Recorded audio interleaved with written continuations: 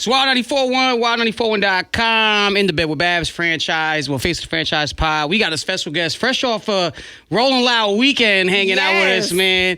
Yo, Dee-1 in the building, bro. What's happening, fool? Thank y'all. Thank y'all so much for celebrating me like that, man. This was a big weekend for me. That was huge. And let me say this, like, I got a phone call about Dee-1's Rolling Loud performance. They said you put everybody on notice when you performed. Yeah. I had to take advantage of that opportunity on a huge platform like that and let people know, like, yo, this is something where we all enjoy this music, but let me ask the crowd a real question. I said, do y'all like when rappers get murdered? And it was silent as a pin drop in there. You couldn't hear anything. I was like, do y'all like when rappers get murdered? And they were just looking at me like, what is this man talking about? I said, then if we don't like when our favorite rappers get murdered, then why do we enjoy listening to our favorite rappers make music glorifying murdering people? And I brought it on myself. I said, man, first time I ever felt like a hypocrite is when my best friend got murdered in New Orleans. And I'm leaving the funeral crying, real tears. But when I got in my car, the music that I already had in rotation was music where for the first time it clicked to me. This music is glorifying the same gun violence that just took my best friend's life. Yeah. And that's the first time it clicked to me after I had buried my best friend. And I was like, at this point, I don't like the way I feel, and I got to figure out how to make a change and make things more congruent in my life to where what I consume and how I live actually matches up. And so I brought that to the Rolling Loud stage, and then I went into a real dope song I got called Why Do We? Fire song. Why do we cry when rappers die, but we love when they glorify murder when they're alive? Why do we say that we love one another, then turn around and backstab our brother? Why do we say that we cherish our sisters, then disrespect them and call them all? Why do we cry when rappers die, but we love when they glorify murder when they're alive? Did that song? Shut it down. I love that. Now, did you feel like it was souls that needed to be saved out there? Because I'm not going to hold you. I fuck with Rolling Loud, but it kind of gave me a little bit of demonic vibes this year. And I don't know if you felt that on your spirit, and that's why you felt that was the first thing that you needed to say out there. That's a great question. I'd never been to Rolling Loud before, and I didn't even give myself time to feel what the energy was out there. I was already in touch with God about why I was out there. Mm-hmm. Yeah. I was out there to bring that message, to bring that realness, that truth, but also package it with a dope performance, with a lot of energy, you know what I'm saying? To where they're like, wait, this is different, but it's so dope that I can't take my eyes off of it. Right. At that point, it creates a teachable moment to where somebody is like, I wasn't expecting this, but I didn't know that my spirit actually needed this. You know what I mean? That was my job to do that. Whatever they do after that, because there was a lot going on at Rolling Loud. Listen, I know. I broke a fight up that was about to happen outside. One dude was selling fraudulent tickets. Another dude jacked him out his money. I ran into him. One dude mouth full of golds. The other dude old head. They about to fight. After I finished performing, I went and broke that almost fight up, right? I got approached by all kind of people, offering me different type of drugs and all type of stuff throughout the day. I'm like, y'all must not know who I am and what I stand for. Like, it was a lot going on. Believe that. You could trust that.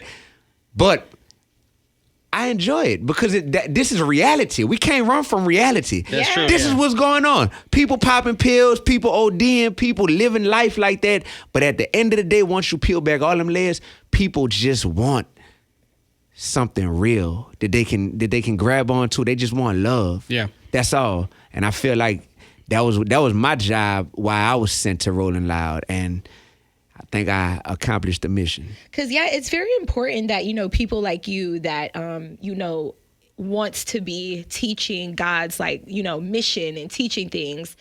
It's important that you go into spaces like that, right? So I think that it's great even... what I'm trying to say, because I was about to say Jesus walked amongst the prostitutes, but basically, you can't just go into spaces where other people are like you. You're meant to go into the drug houses, the trap houses, go to things like Rolling Loud to teach the message, because you can save souls. You never know. You probably did save certain people, when you did that on stage at Rolling Loud, if that makes sense. Did I just make that make sense? You made a lot of sense. Okay. You're speaking exactly what it is. That's what evangelism is. You feel me? Mm-hmm. That's what being a missionary is. And you got to have mission vision at all times and understand why am I entering this place, in this space, you know? Yeah. And be okay with being misunderstood. Because some people just gonna look at you and be like, I look in the comments section. I posted that video yesterday of me on stage having that moment. It's going super viral already on my Instagram. Some people in there like, if you got a problem with the content and music, why don't you just go be a preacher then? You know, why don't you just not perform at Rolling Loud if you got an issue with it? Some people won't get it. They won't get, no, that's exactly why I need to be in those places and spaces. You got to be comfortable being misunderstood. You got to be, I'm speaking to myself and to anybody else that's trying to take a stand for something in life. You also got to be comfortable with people trying to discredit you and saying, you're just doing this for clout. You know, you're just doing this for attention. You're doing this for selfish reasons. You got to be comfortable with being judged and being persecuted. Honestly, having people like attack you because of what you stand on and believe in, man. It's crazy. I'm gonna just tell y'all the truth. I didn't know if brother was gonna be here today or not. I remember like a year and a half ago, a brother that worked at this station, Orlando. Yeah. I don't know Orlando personally, but I just know I saw him interviewing LL Cool J online, and Orlando brought my name up to LL Cool J. And the context in which he brought it up, I was like, man, bro, LL Cool J is legendary. And you bringing my name up like, yeah, so there's like this, you know, this gospel rap dude. Like, he don't really get, you know, the culture, LL, but he's like out here trying to tell the rappers they shouldn't be rapping about the murder and da-da-da. What would you say to somebody? And the way he framed it, I'm like, brother, you already set me up for failure. Because even though LL Cool J wasn't familiar with what was going on, the way you framed it to him, it made it seem like I'm some outsider who don't really get what's going on and not really. And it's like, nah, bro. And me and Orlando, you know, I took that video and posted it online to show people like, yo, this some of what I have to go through, y'all. You know what I'm saying? This dude don't even know me, and kind of like mischaracterizing my whole mission and everything. And I'm sure he's a cool dude. But then after that, me and him start going back and forth in the comments for a while. And I could tell he's a good dude, number one. I could tell he's a great dude. But I could also tell that certain people, they just feel like, nah, Dee-1, but I don't like how you do what you're doing. You know what I'm saying? Like, you doing it in a way that's rubbing some people the wrong way. Y'all don't think it rub us the wrong way when we got to turn on the radio every day and hear music that's glorifying murder and glorifying all this smash this and pop that and da-da-da when people on their way taking their kids to school? That's the part that we should be worried about, who's being offended. I'm not worried about if I'm offending people who are doing evil, sinful things and trying to make it more and more mainstream. If my approach to calling that stuff for what it is making people say, whoa, this dude is bold. Yeah, but I'm just trying to be as bold as y'all were when y'all started making this foolishness mainstream in the first place, you know? Now, I have a question for you. Yeah. Okay, so oftentimes, like, I feel like I have one foot in the church and then one foot in the streets, right? And people tell me all the time, though, that Jesus will meet you where you are. So how do you feel about, like, people like me and Joey? Like, we have good hearts. You know, we work at places like this. Like, it's not hypocritical, do you think, if we are, like, in the church, we go to church on Sunday, but then we still come here and do our shows? Do you think that you have to choose a side when it comes to Jesus? Even though I've chosen Jesus, like, we've chosen Jesus. Wow. Yo, this is such a heavy moment right now. I see the tears in your eyes. I see the sincerity in your face asking this. And I'm going to keep it real with you. You're not a bad person. You're not a bad person. None of us are bad people, right? The world has come up with all of these ways that we can compromise what we truly believe in without feeling like we are a total sellout, right? I ain't never met no devil worshipers my whole life. So it ain't like you got people out here that's overtly worshiping the devil, right? But the devil's best friend is to get a believer, somebody who loves the Lord, who loves Jesus, to be like, yes, I love Jesus and I still strip on the weekends. I love Jesus and I still make music glorifying murder and drug dealing and all that stuff. So the reality is, it's our job to figure out, how do we be in this industry, but not of this industry? I like that. Yeah. And listen, it's not easy. I did an internship at a radio station called 94.1. It's in Baton Rouge, though, right? Okay. I'm from New Orleans. When I was in college, I interned at Max 94.1 in Baton Rouge. It's a Cumulus. I think they call it Cumulus is the network. When I interned there that summer, I knew that the only way I could be in the music industry is if I was an artist. Because as an artist, I could control the narrative that I chose to push, right? If I just worked at a radio station, the tough part that y'all go through is you're not making this music, but you're being paid and incentivized to play this music and to amplify this music and give it a bigger platform, right?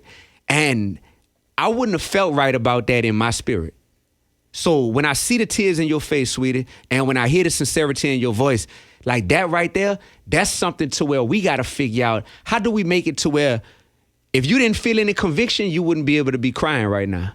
Cause you wouldn't have, I can't cry about what I did at Rolling Loud yesterday because I feel amazing with how God used me. But I know that there's so many people in this industry right now who on a daily basis are like, man, when I get up and go to work, I like my job, some aspects of it, but when I go home at night to sleep, something don't feel all the way at peace in my spirit. And that right there, we got to figure out what's the solution to that. And I think the solution is saying, cool, you can still be in this industry, but it might have to be a different type of music that you're choosing to promote. It might have to be being in this industry, but then figuring out, God, you got me here for a season, but this ain't my final destination.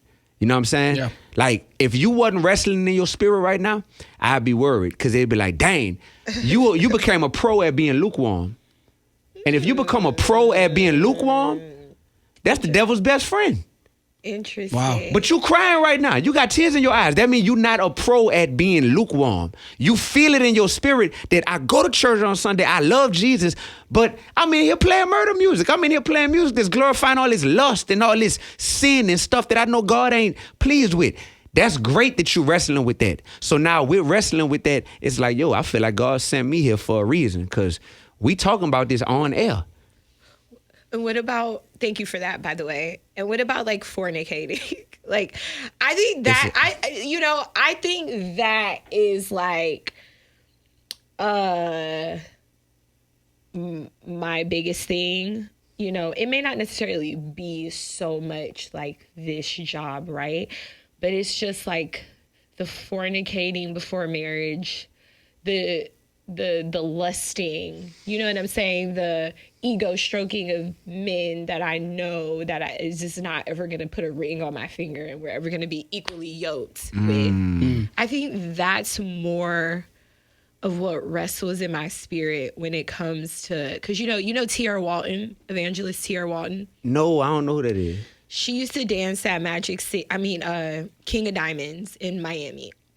Bet like one of the top strippers.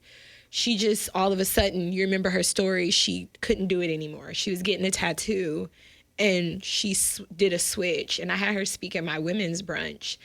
And, you know, she always tells me that God will meet you where you're at, right? Mm-hmm. But then now it's to the point where, you know, there's certain things that I might not post because I'm like, this is not me anymore. So I'm like, I'm not fully there, but I know that I'm walking in the right path to God. Yeah. So something like fornication, like. Do you fornicate before marriage? Have I ever had sex before marriage? I'm not no virgin. You heard me? And I hate that I gotta say that. You know, I hate that that's the truth. But that's an area of my life where I have sinned. I have been out of the will of God because that started. That's since high school, unfortunately. You know, that's when that started. You know, so it's something to where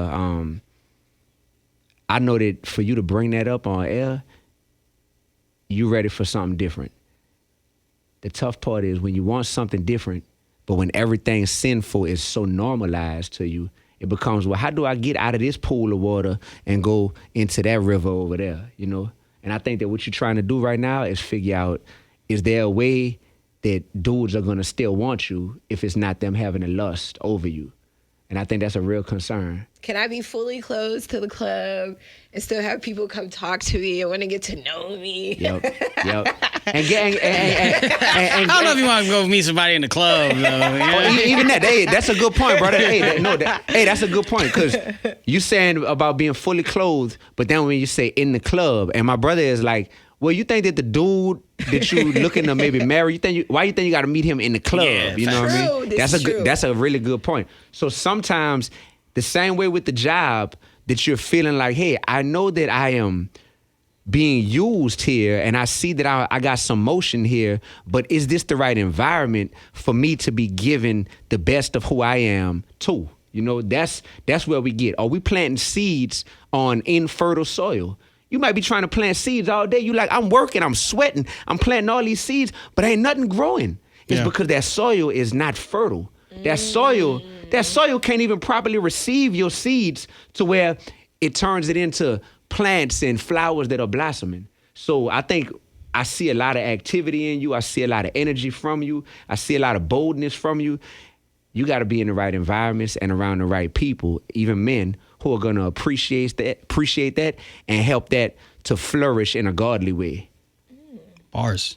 Big bars right there. T1, man, and giving the word, man. And I love it. I hope your job don't be like, oh, that man trying to tell you to quit. You know what I mean? We don't like that. Nah. Hey, man, forget all that, man. It's deeper than anybody's job. We talking about people's souls right now. You feel me? Like, we are talking about people's souls being at stake, man. Everybody deserves a shot to live life, be the best version of who you were called to be by God, and to see where that takes you. And a lot of us become slaves to paychecks, slaves to job titles, slaves to relationships, slaves to soul ties, to the point where we never get to be the best, boldest, and brightest version of who God called us to become. And then next thing you know, we take our last breath and we die. Wow. Now, Dee, I gotta ask, like, you know, with your music, there's always a message. Do you ever feel like pressure balancing, you know, being authentic, or like with entertainment? Is there like do you ever feel pressure kind of trying to balance the two? Let's see. Being authentic and being entertaining. Do I feel pressure? I don't call it pressure. I call it a challenge. It's definitely a challenge to give people medicine, but to package it up with candy.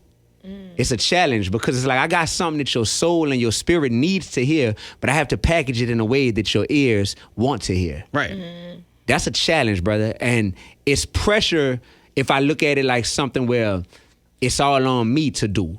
But it's only on me to do my best and up to God to do the rest. So I'm like, look, I'm going to pick the best beats.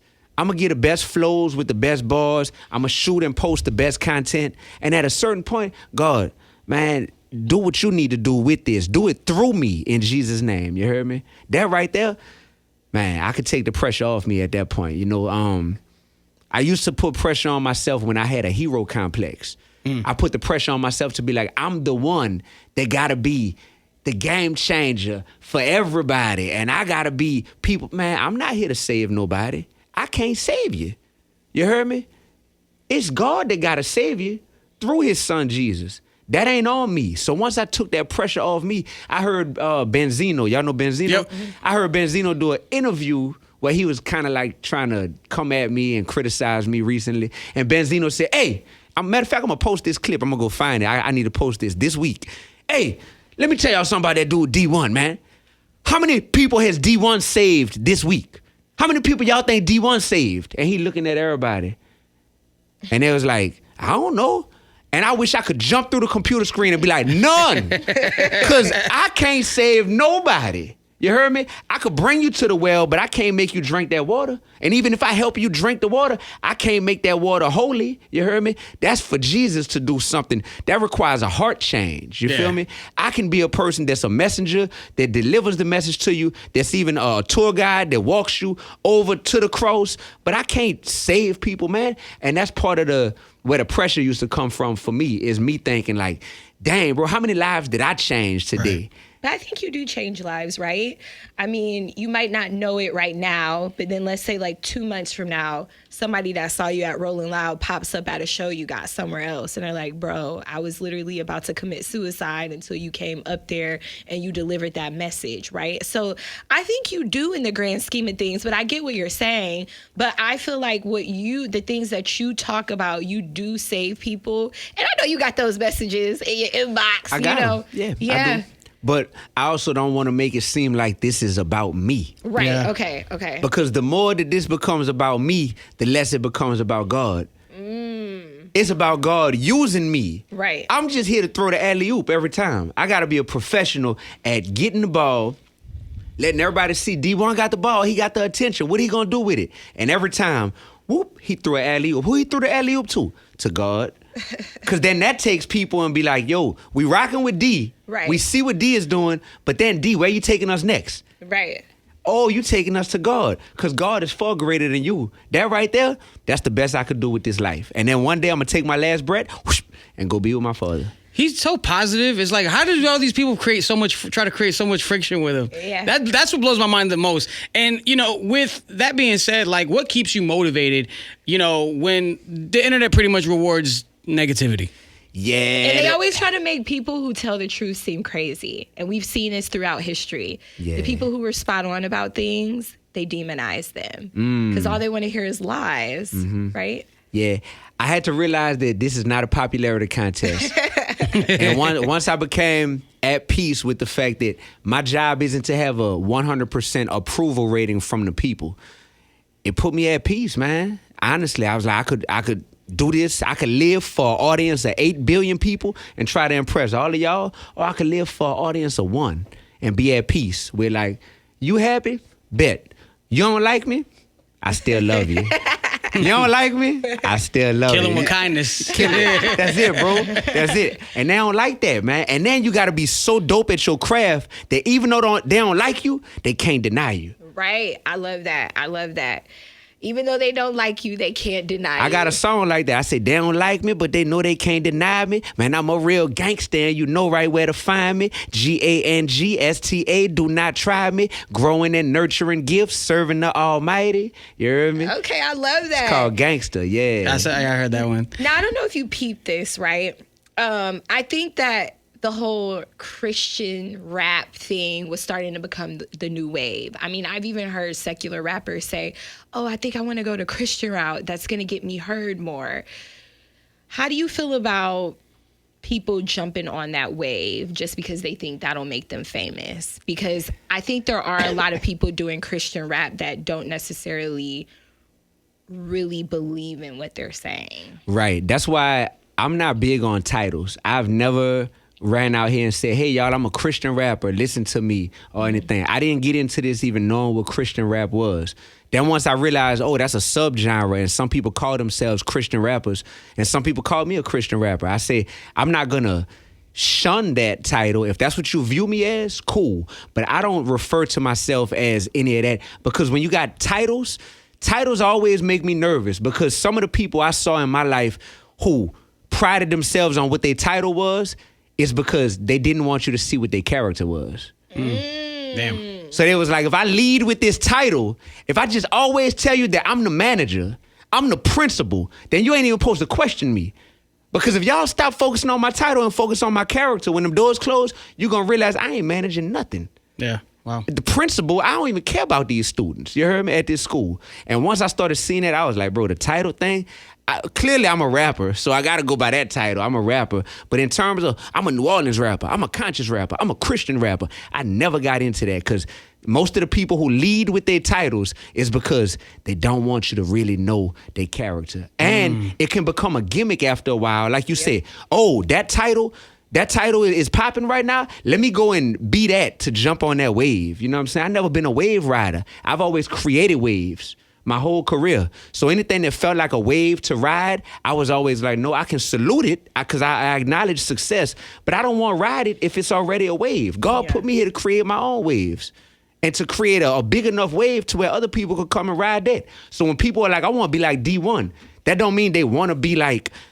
every single aspect of who I am, but they want to be like a man who can be authentic, who can use his gifts to glorify God, and who's like, don't call me no subtitle because that puts a limit on how God could use me. Man, and after this interview, I now can go back to our coworker. We got this one coworker because I know how to answer it now. If Dee-1 is such, a believer in Christianity and in tune with God, why does he still work with secular artists? Mm-hmm. Now I can answer that. Mm-hmm. That's who he needs to work with. Yeah, yes. Like the Juvie and Manny Fresh record from last year. Boosie, Fredo Bang, Project Pat. These are just some of my collaborations. Kevin Gates, so many people. Killer Mike. I mean, forget The Game. Yeah. So 7th Streeter. Like, at this point, y'all are just finding out about me. I have been doing this. I just dropped my 15th album. Where have you been? So for you to come here and you just got on the bandwagon and now you just got on this current stop and now you criticizing, man, you could get off, man. You could get off because you're trying to tell me why am I collaborating with these certain type of mainstream street artists? Man, I've been doing this because I have always known that I'm called to be a light in dark places. I'm called to be salt in places that don't have the right seasoning and the right flavor. You heard me? So because of that, I got to be in these environments. I got to be able to bless these people. But the key is, am I becoming more like them? No. Right. If anything, we seeing that the shift is happening to where you got more and more of those type of artists that's like, man, I'm trying to leave the streets alone. F the streets. You know what I'm saying? You got more and more of them artists that's like, man, when I get on Dee-1 song, I'm not finna curse. I'm not finna be glorifying drugs and guns and killing people and all that. So y'all see what's happening. Right. The shift is here. You heard me? Don't get left behind. I'm not becoming more like the industry. The industry is becoming more like me. I'm not becoming more like the world. The world is becoming more like me. And when they become more like me, they become more like G.O.D. because that's who I'm made in the image of. Wow. Now, mention that you said the F the streets. We saw 21 catch a lot of flack for that via socials. How did that make you feel in that moment? I mean, I'm sure you were like, you know what, 21, finally somebody in your space said it. Yep, I was supporting it. When 21 said F the streets, I was right there with him. Yes, brother, I support that because I know what you mean. And that's what we need to do. We need to denounce what we used to promote. Because we've been promoting poison and evil and sin our whole lifetime. So now we got to denounce that so the next generation can have a chance.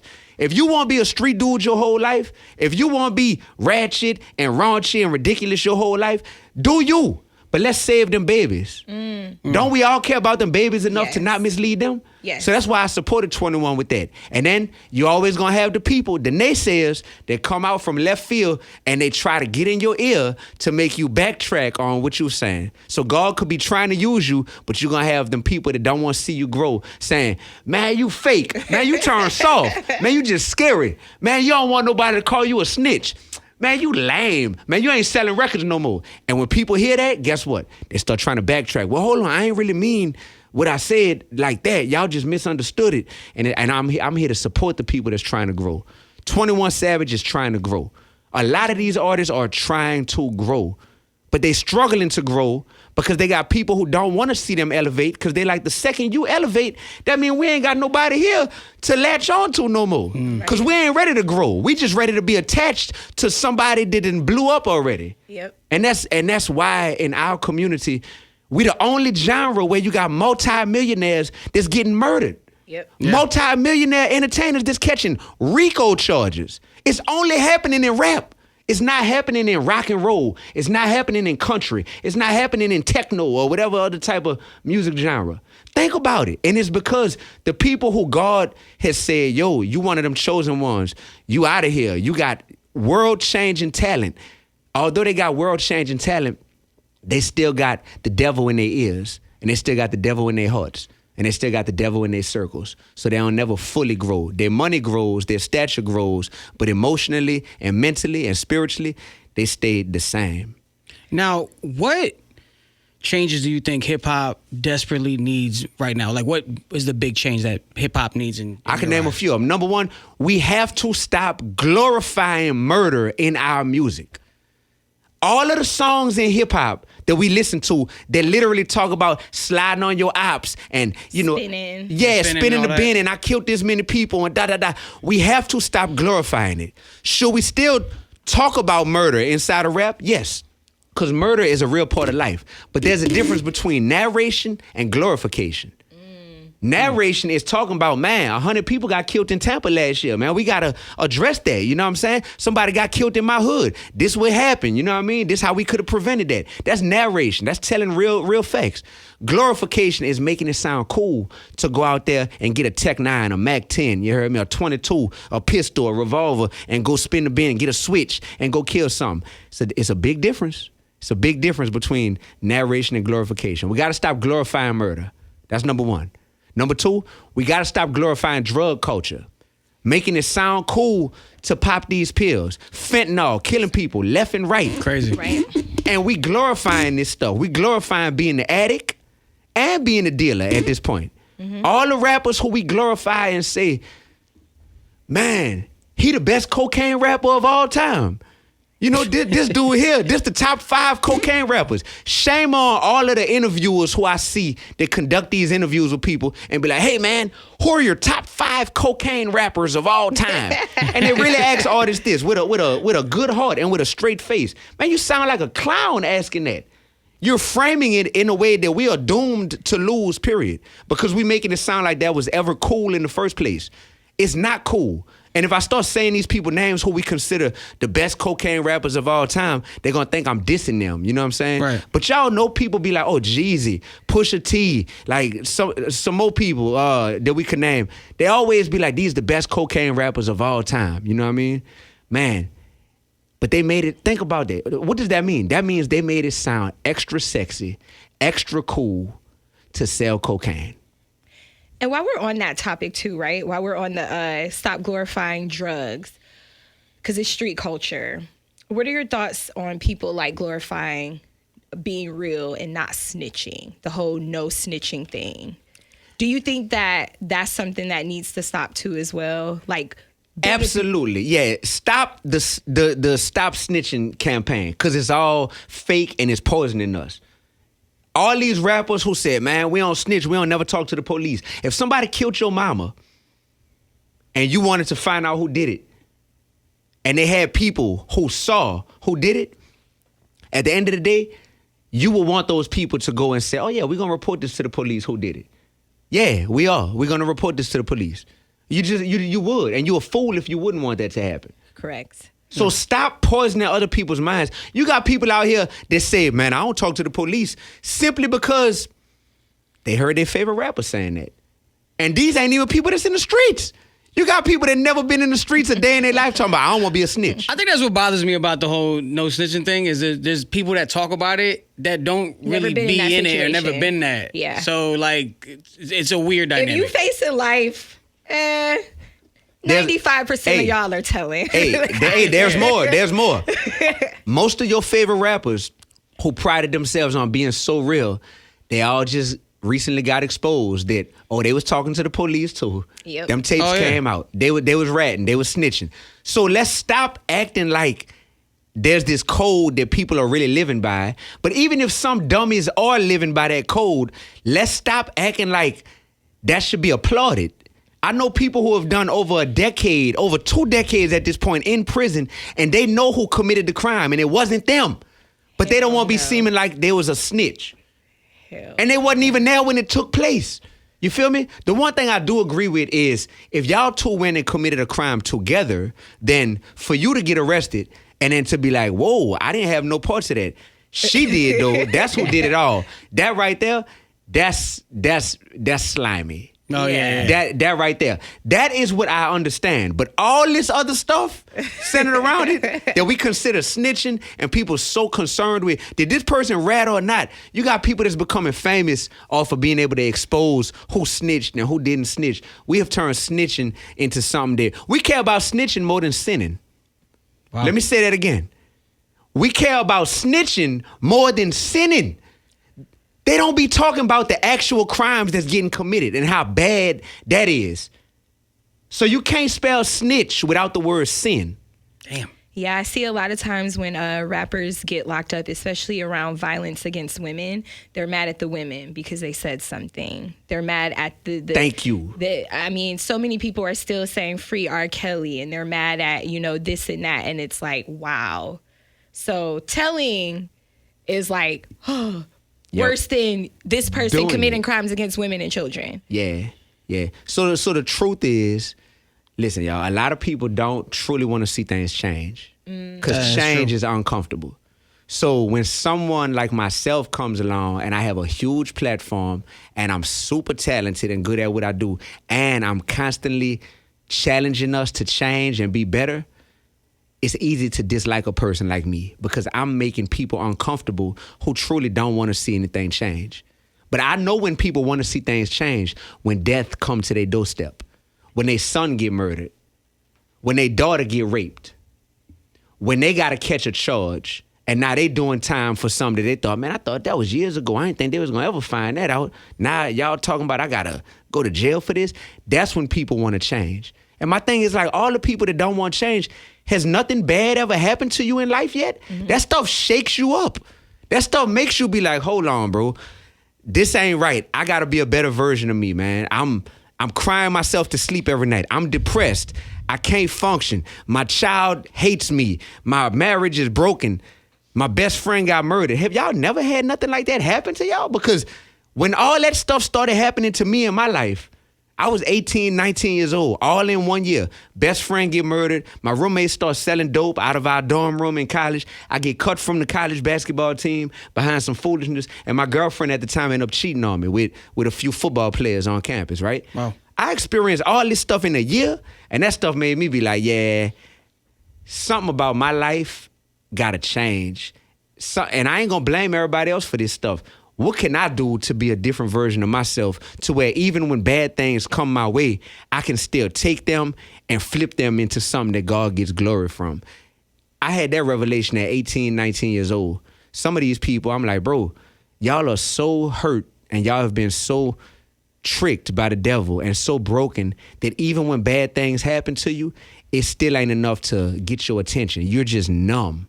Some people out here, and they just numb to everything. I love that you had tears in your eyes asking me about that sense of conviction that you feel, because nobody could serve two masters. Yeah. You know what I'm saying? Like, I love that. That means you have conviction. But you got people out here sinning every day with no conviction. You got people out here getting on the internet every day being somebody that they would never be in real life. You know what I'm saying? Some people get on the internet and become like this bold version of themselves. You leaving hateful comments and you sitting here trolling people all day. But in life, you a square. You know what I'm saying? Some of y'all are doing this on a daily basis and you don't feel no conviction. Some of y'all have made money your God and you don't feel no conviction. And then you realize that the money is not enough to truly make you happy and at peace. But you'd rather look at somebody that's trying to change or trying to grow or trying to do something positive, and you'd rather find every way that you can to criticize that person, to nitpick that person. And you were right about the Magic City thing too, by the way. I don't understand how they ever thought like an event about a strip club with kids being in attendance was ever okay. Oh, for the Atlanta, was it the Atlanta Hawks? The Atlanta Hawks, NBA team. Yeah. Finna have a strip club themed night at a game where kids gonna be. Yeah. I was like, did they, like when I first saw it, I was like, okay, this game must be 18 and up. And no. It was for all ages. I was like, yeah, Thank you. And they try to get mad at me. And they try to tell me that's black excellence and I'm being a hater. So I say, you know what? I am a hater. I hate anything the devil loves. You heard me? I got the hoodie on. I am a hater. Yeah. Like, that's why I made the song called Shut 'Em Down. Yeah. And that song, I said, well, oh, y'all think that's bad? Let's shut all the strip clubs down. Because if you want to really keep it 100, that ain't right in God's eyes either. You know, I know it's for adults only there, but it's still a whole bunch of things that the word of God speaks out against. It's promiscuity, it's lust, it's all of this fornicating spirit, like all this. Man, it's corny people go to the strip club. Corny people.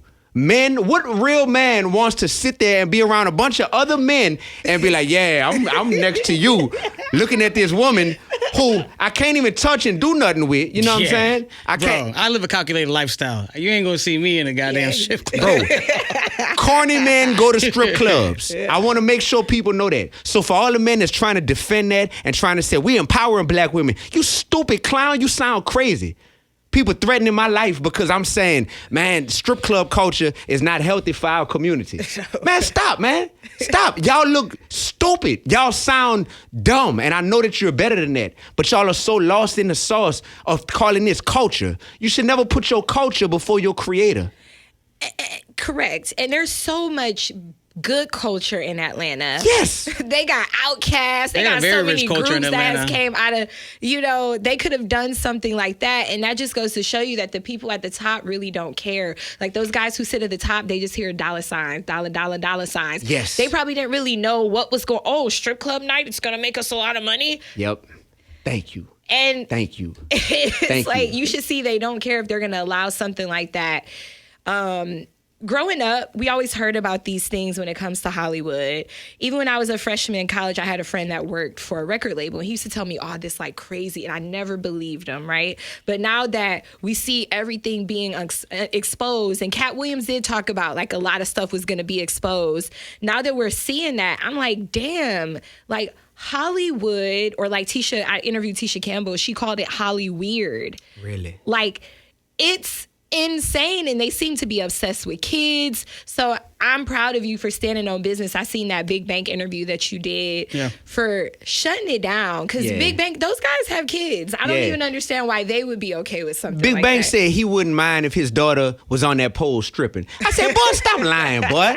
Stop lying, little brother. You heard me? Stop lying. Stop lying. I told him that on the air. Like, stop that. That's bad parenting if that's the case. Then he was like, well, I mean, I wouldn't want her to do that, but if she chose to do that, I couldn't stop her. Oh, you can do better, bro. Like, what are we talking about? And I love Bank, you heard me? But it's like, come on, dog. What is you talking about? Y'all, bro, like, so many people who y'all think are real, that ain't real. That ain't real. No man wants his daughter on a stripper pole. No real man wants I got a 4-year-old daughter. I'd be damned if that happened. I did something wrong. Thank you. I did something wrong. That's why I start my song off with, I bet you wouldn't want your daughter on that pole. Yeah, I bet you wouldn't want your daughter on that pole. I say that before the song even start, because when you hear that 4 times in a row, I bet you wouldn't want your daughter on that pole. You know what? I really wouldn't want my daughter on Thank the you. pole. Thank you. So even before I start rapping, it's like, people should be like, this dude ain't lying. You know what I mean? Like, listen, if you are going to go hard behind representing something or defending something, at least let it be something that's worth it. You got clowns out here that are going hard behind defending strip club culture. Ridiculous. They don't even own these strip clubs. You feel me? You got people that's going hard behind defending the code of the streets when the streets will pop, kill you in a heartbeat and move on to the next. You got people that's going hard defending rappers. This rapper don't even know who you are. You're a male groupie. Just trying to defend these rappers and like, nah, this dude is real. And he a real one for that. And y'all better not talk about him. That dude don't even know you, bro. Like, I love the passion, but it's just misdirected. You feel me? Like, let's pick some better things to be passionate about. And it's us, and it's black people, it's colored people. Yeah. You heard me? It's us. Let's just be real. Me and C Nasty talked about the strip club night at the Hawks, and we both agreed that no. And someone actually came into my comments and was like, have you ever actually been to Magic City? I was like, no. They got good wings there. Yeah, and I'm like, dude, this is Tampa. And I got someone listening and like so mad about something that's happening in Atlanta. I'm like, do they even have like African American night? Have they celebrated? And if they did, it wasn't highly publicized the strip club night. Thank you. They talking about they selling Magic City hoodies for $400. Literally. Oh, because they did the resale, because they didn't get sold in the arena because they canceled the night. So the resale value went up because now you can't get them anywhere. What dummy bought that hoodie? Show your face. What dummy bought a hoodie that said Magic City on it for $400? clown. Hype beast, man. The hype beast. What are we talking about, bro? This is what we are defending. This is what we are trying to say is cool, and this is our culture. As black people, we could do better, man. Just because it's black owned don't mean it ain't morally wrong. It's another bar. That's a big bar, and it's true. Like, I'm not gonna defend stuff blindly just because, oh, that's a black person that got that. Oh, that's a black artist. That's also a black dude that killed my best friend. That's also a black dude that killed my neighbor. That's also a black dude that killed my partner who I used to play baseball with. That's also a black dude that raped that woman that you related to. You know what I'm saying? That's also a black dude that broke in my grandparents' house. So, like, what is we talking about, bro? Yeah. And I can still love us when I say that. I can still love us as black people, but I'm not finna be black and blind. Wow. I'm not, bro. Man, this was such a powerful interview. I gotta have you like come back. I know you're a guy, but I feel like I need you at my women's brunch to speak in January. Word. I really do. So I'll stay tapped in with management about that. Yeah. Thank you so much for coming through. Now, in closing, I want you to give a message to maybe that person who, like myself, right? You know, myself, who just loves God, but they feel like they've been sinning. I don't know. It feels like all hope is lost for them. Yeah, and add on to what you're saying too, because I mean, she's expressed her feel like. I felt at times, like my mom is heavy, like my mom goes to church every Sunday. I haven't done church in a really long time. I do pray to God. I do ask for God for help whenever I'm going through something, struggling. You know, I've been through a lot this past year, and it's been rough. You know what I mean? Like, I keep it real bottled in. And I felt like going back and bringing God back in my life would be a good step for me to kind of be one with myself. I feel like I get lured and I do all this stuff, you know, everything pulls me in each direction. You know, there's lust. There's lust in the club. I'm a single father now. You know, and I'm just like, there's that kind of loneliness that like, you know, I feel like I need something. And really what I'm trying to find is like myself again. Maybe that's what we're missing. And I think that's maybe what we're missing. God is with us, but maybe we're missing like being 100% with him. That's another thing, yeah. That's it, y'all. This is probably, listen, I don't know what kind of timeline we're on. We need a couple more minutes because we got to unpack this, y'all. Listen, bruh, this is so crazy. This is what God smiles at, is these moments where we got a platform, we got skills, we got gifts and talents, but we know that we could be doing better. And we know that the devil infiltrated our lives somehow, some way, and got it to where we've been rewarded for doing things that's not of God. And now it becomes, I'm addicted to the rewards. I'm addicted to the paycheck. I'm addicted to the job title. I'm addicted to the fornication. I'm addicted to the status. But I'm not at peace. God wants everything. Because God gave us everything. He didn't create half a human. He created us as whole beings, physically, mentally, spiritually, and he kept us this whole journey. So God is just like, you still got time, but time is running out. Surrender everything to me. And if I loved you enough to create you, you think that if you surrender and get rid of the stuff that the devil gets glory from, you think I'm gonna leave you abandoned? No, I love you that much that I'm here to enhance what you never thought I could give you. Yo, I was going to be a successful rapper regardless. But when I gave it all to God, he blew my mind in ways that now this success, nobody could take credit for it. Not no manager, not no record label. Only God get credit for my success. And that's what he wants from the final product of who you were meant to be and who you were meant to be. God is like, if you just give it to me, don't mean you got to be perfect. Oh, you not in church right now? I'm not judging you for that. God is like, the fact that you even verbalize that on the air in front of thousands of people, that lets me know that you have a spirit that I can pull you home. I can bring you closer. I can work with that because you're not fronting like you got it all together. Mm-hmm. This is what we have to do. This job is not your final destination. I'm just going to tell you. I needed to hear that, actually. Mm-hmm. Yeah. This job is not your final destination. I tell your boss that. You heard me? I tell y'all boss that right now. Like, that ain't it. Because there's no way that God created you to be a part of something to where you can't showcase the best and brightest and boldest version of who you are and be celebrated for it. Mm. But the truth is, a lot of what we got to protect in these type of spaces is sinful stuff. It's sinful lifestyles that we got to do on-air remotes and go out and promote. And we got to be promoting this music, and it's in the top 5, top 10 songs in the city of Tampa in rotation. And these songs is poisoning the minds of our kids. Mm-hmm. This was for a season, man. Y'all ain't destined to be here forever, man. Y'all not. And I guarantee you, I will help personally, because it ain't just me. I'm not everybody's savior, but I, along with the other men and women of God that want to see people like y'all grow and flourish, man, it's a whole community of people that's like, wait, what you was making at that job?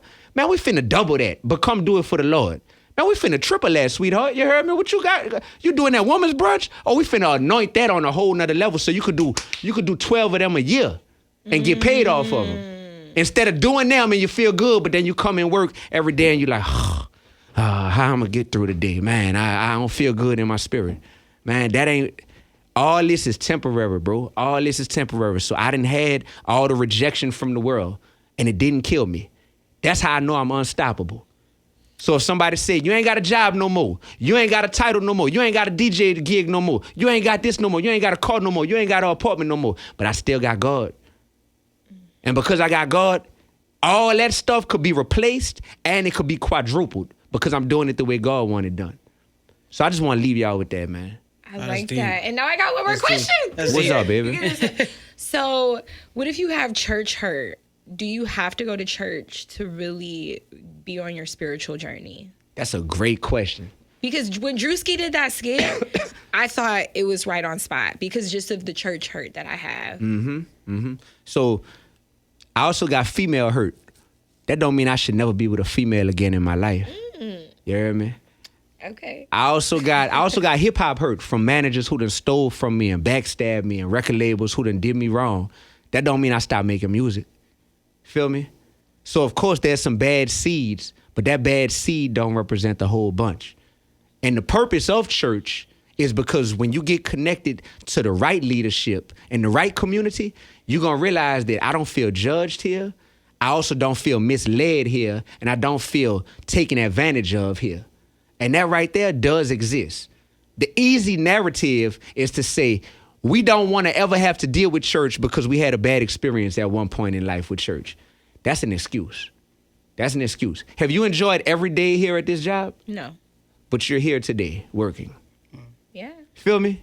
Yeah. Don't do God like that. Like God has it to where the right leadership, the right getting plugged in church is something to where, yes, you can absolutely grow from that. Absolutely, yo. Like, it's just the truth. I got pastors in Tampa. What you mean? I got pastors in Tampa that I can refer y'all to, that y'all will go there, and that might be the perfect fit for you, to where you like, man, I rock with this vibe. Matter of fact, I'm going to be back here shortly doing something in like a month or so. Is it at Crossover? Yeah. Now, I will say I've been there a couple times. I do like Crossover. I like Pastor Tommy. Yeah. He speaks like highly of me, and we've never even like physically met. Like every time I go, I have to like leave right after, you know? Yep. But that's crazy. So that's somewhere I should really lock into. Yeah, you should. Okay. That's been a brother of mine for a long time. Shout out to Pastor Tommy, man. For sure, yeah. And he ain't the only one. That's the thing. Like, there's not only one good pastor in Tampa. There's not only one sincere man of God in Tampa. There are a bunch. But just like the rappers, with the messages and with the realness, they try to keep us hidden. And they try to make people think that, man, ain't nobody making that real music. Ain't nobody making music that's jamming and they got a good message in it. Ain't nobody making something that I could relate to. Man, that's a lie, yo. That is a bold-faced lie. And guess who's telling that lie? The devil. Because the devil is like, the more that I can fill y'all ears up with lies, the less that you can pursue the truth. And the truth will set you what? Free. And that's what we want. We want to be set free from all this foolishness down here that keep us in bondage, man. I'm so glad I got to do this interview today. No, I'm happy you came, God. Man. This was very insightful, man. Like, Very insightful. I felt it. I'm so glad. I wasn't expecting this. I was like, we was trying to do it on Friday, so I came in town, right? Tried to do it on Friday. I think scheduling conflict or whatever. And then today, I just did Rolling Loud last night, drove 2 hours to come do this. I ain't gonna lie, y'all. I love this interview, but I had parts of me that was like, bro, why am I doing this interview today? Like, I'm tired. I'm tired. You know what I mean? And I respect it. Yo, this is like, man, this one of them, this one of them moments. And even tell my brother, Orlando, you heard me? Ain't no beef or nothing, you heard me? It's like, hey, brother, like, y'all see the energy I'm coming with. This is very sincere. This is very centered around our community being better, because one day I'm going to take my last breath. You're going to take your last breath, bro. You're going to take your last breath, sweetheart. When that happens, what did our life represent? Correct. Is all that matters. What did our life represent? I at least want to proclaim righteousness, proclaim the word of God, not proclaiming perfection, because I'm not perfect. You feel me? But at least proclaiming something that will get people to the promised land, to heaven, to eternity. And at the end of the day, try my best through my music, through my talking, through my products that I put out. And other than that, man, just live life and just have fun. Like, it shouldn't have to be that complex. You feel me? So I'm y'all teammate from this day forward. I'm gonna give y'all my cell phone number. I am y'all teammate because I recognize that we are truly a family, and we have been divided, and the enemy got us thinking that we each other's competition, or that we not supposed to. No, we are united on a level that have nothing to do with our job titles or our followers on Instagram. And I'm grateful. Thank y'all. Respect that, Thank man. you for coming to sit down with the small creators. You haven't forgotten about us. Like you said, like, you definitely didn't have to, do this interview. So we appreciate you for thinking about us and coming. And it was meant for you to come. And I'm about to cry. Give me a hug, yo. It's like, I'm not pregnant, I swear. Because people think I'm pregnant because I'm crying all the time. Thank you. I appreciate you. Salute. Thank you so much. I love it. Yo, D, thank you so much. And the shift, tell us you're doing something really interesting with that. You're you got the album dropping. This is what, your 15th? This is my 15th album. Please, ladies and gentlemen, if you enjoyed this interview, listen to this part. My 15th album, The Shift, I just put it out. I'm doing something different. Instead of putting it on the streaming platforms, I have it released on my own site, to where I allow people to come on there and stream it. You can also download it, but you get to name your own price, right? Because the streaming platforms are robbing us. We don't make even a penny off of every stream we get as artists. So you can name your own price. And my mission is to move 10,000 digital copies of my album, because I think 10,000 is a big number that will show the world that independently there's a demand for realness. You heard me? And this album is amazing. The music is fire. The music is crazy. But the act of people actually supporting the album means a lot. You can follow me on Instagram, that's cool. You can like and comment my post, that's cool. But where you go buy my album, you feel me? Right. So we're on a mission to sell 10,000. Right now, we approaching 1,000, so we got a long ways to go. Wow, okay. So I'm asking everybody if they'll go to link in my bio on Instagram, DEE, the number one music. Just go Google Dee-1, The Shift, that's the album, and go get you a copy, man. Even if you ain't trying to break the bank, man. $1 is the minimum, $1 million is the maximum, whatever level you want support on. But I need you this time, for real. Yeah, shout out to Dee-1, man. So authentic for coming through and giving us a word. It was like a word. And I would just say this, we can cut this out if not, but Dee-1 didn't charge us. It's a rapper that's Christian, and I looked up to him. And I'm not going to go into like where he's from because you might know, but I go, hey, I would love to talk to you about your new song. It's great, like, because I know Pastor Tommy had wanted to. He's like, $1,500. To do an interview on the radio station? Mm-hmm. Huh? It's getting like that now. Yeah. Huh? For the radio. Mm-hmm. Y'all serious? You know. I'm gonna say this. I told y'all my background. I have an appreciation for radio because I interned at a radio station. Right. I have an appreciation for the people that do the mix shows and the people that do the programming and producing and the morning shows and the wake up afternoon drive. I was an intern. I was getting coffee for DJ Super Mike, DJ Boosie, Max 94.1, Jay Tweezy. So because I have an appreciation for y'all, I tried to showcase that today in this interview. So it was fire. It Appreciate was meant for that Dee-1 to come through. He did his thing at Rolling Loud, drove all the way here to come chop it up with us at Wild 94.1. Hey, we got to get his song played. One of the songs off absolutely. The album we got to get some off the joint. shift. Yeah, I got the new joint. It's called Gangsta. It's featuring Boosie. Oh yeah, send me that. Yeah, with Boosie. Yeah, I sent you the version with Boosie. Yeah, let's get that. We already know it's clean. I'm gonna be in New Orleans. It's clean. It's radio friendly. Yeah, of course. Now I'll be in New Orleans in 2 weeks. I need good spots to eat? Where I gotta go? Where I gotta go? That's easy. You gotta go support my brother Larry Morrow. So he got a restaurant called Morrow's. Please go support that. If you want to go to the hood, you could go to Cajun Seafood. That's on North Claiborne. You heard me? I love that. Just be on your P's and Q's. Oh no, I already know. Yeah, yeah. I talked to Juvie about that. I did an interview with Juvie a couple months ago, asking him about stuff like that. He was like, "Yeah, just beware this, beware that." Yeah. You know, I'm on Juve new album that he just put out. Yes, that's right. I did see that. Yeah, I'm on Juve new album. So shout out to Juve and Manny Fresh for that. But yeah, be on your P's and Q's. I'll text you some recommendations, bro. Let's get it. Hell yeah, for sure, man. Babs, Joey Franchize, our guy D1. We out. We out.